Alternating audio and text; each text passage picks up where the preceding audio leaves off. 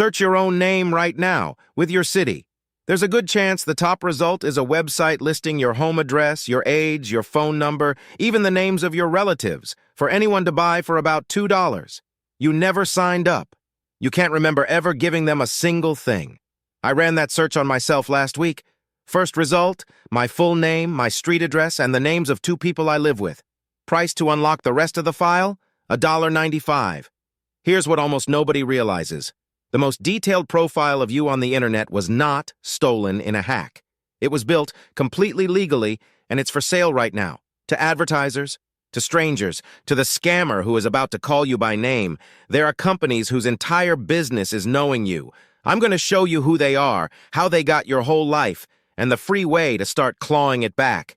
Because that profile is working against you tonight, whether or not you ever feel it.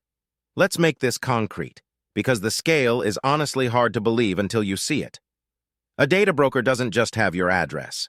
A single profile can include your age, your income bracket, the estimated value of your home, your marital status, the ages of your kids, the car you drive, your hobbies, your health interests, the medications a pharmacy card quietly hinted at, your religion, your politics, the websites you browse, and the stores you physically walk into.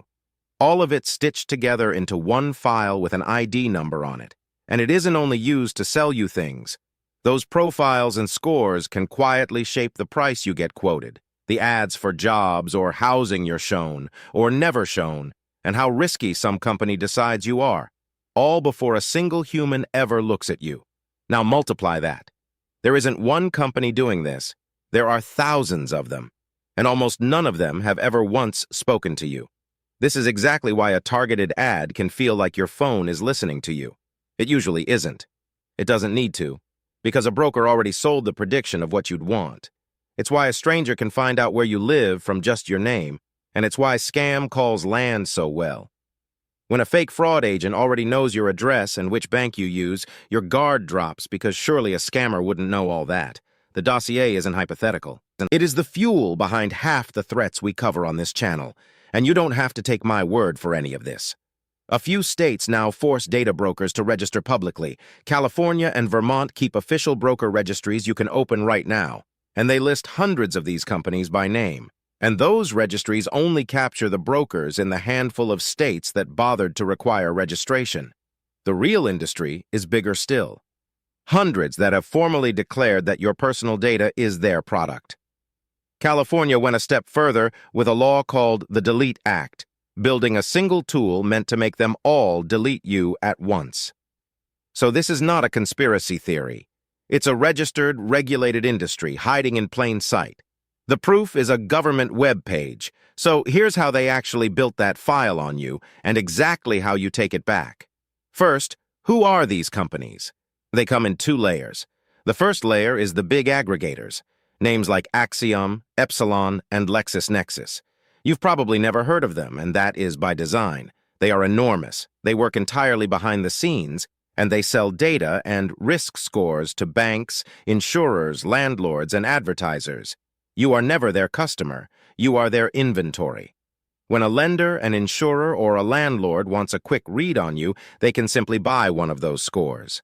A number built from data you never saw and can't easily correct. The second layer is the one you can actually see for yourself. People search sites.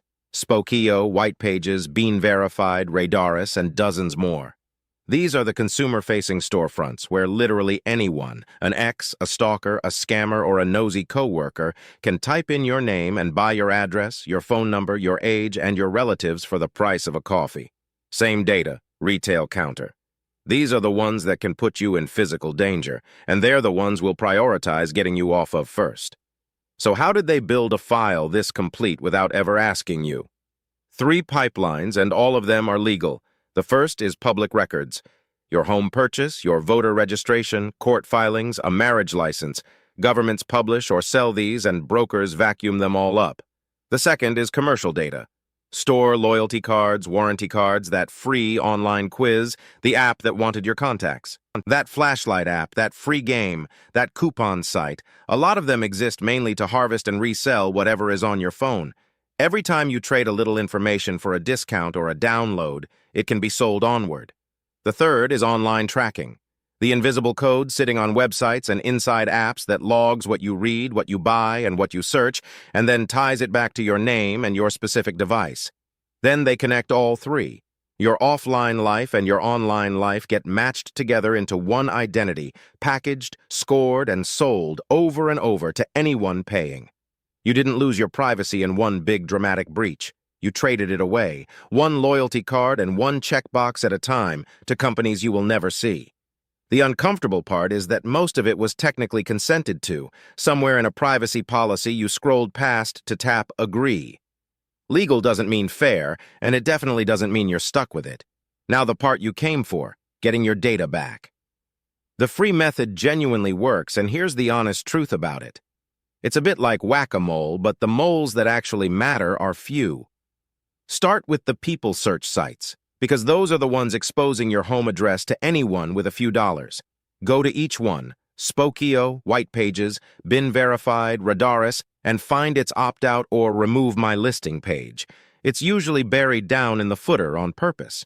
Search for your own profile and submit the removal request.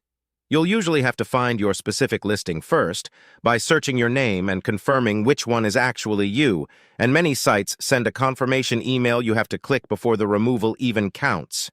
Each one takes just a few minutes. Knock out the biggest 5 or 6 this week, and you've shut the doors that matter most. 2 honest catches. First, they relist you. Your data flows back in from the big aggregators upstream, so you'll need to recheck every few months. And second, watch the opt-out forms themselves. Some ask you to confirm an email or verify your identity, but a careful few try to get you to create an account or hand over more data than they already had. Give them the bare minimum. If you're in California, that Delete Act tool is designed to hit the whole registry in one request, so use it.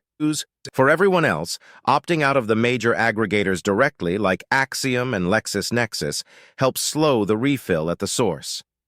Keep a simple list of where you've opted out and the date, so that in 3 months you'll know exactly what to recheck. And if doing all of that by hand sounds like a part-time job, you're not wrong. For some people, it genuinely is. That is why removal services exist. They opt you out of dozens or hundreds of brokers, and they keep re-removing you as you get relisted automatically for a monthly fee. I'll put a couple of options down in the description. But hear me clearly, this is a convenience, not a requirement. The manual method is free and it works. The service just does the boring, repetitive part for you on a loop forever. Free first, always. You only pay if your time is worth more to you than the chore. And if you do use one, read what it actually covers, because no service reaches every broker, and those upstream aggregators are the hardest ones to clear. There's one group for whom this isn't about creepy ads at all.